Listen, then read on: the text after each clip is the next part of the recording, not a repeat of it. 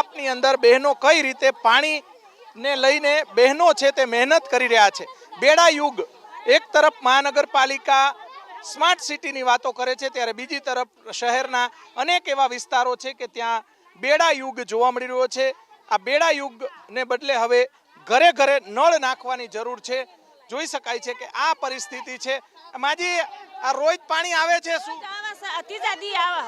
ત્રીજા દી આવે છે અને એક બીજી આમના મોલું કરે ભાંગી હોત જાય।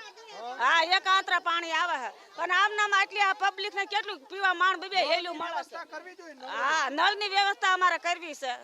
તમે શું કહેશો નળની વ્યવસ્થા જોઈ શકાય છે કે અત્યારે બેન તમે શું કહેશો ભાઈ પાણી એક આતરા આવે માણસ પાણી પૂરું પડતું નથી એક દી તરસ્યા રે ભરવા જાય પાણી પીવાનું વેસાતું પાણી લેવા જાય તો પાણી વેસાતું લેવી વેચાતું હા કેમ આવે એટલે લઈ આવી તો શું કરી ઘરે ન હોય ક્યાંક બહાર ગયા હોય તો ઘરે છોકરા હાન જાય તરસ્યા રે પાણી વગરના ગમે ત્યાંથી પાણી લેવા જવું પડે।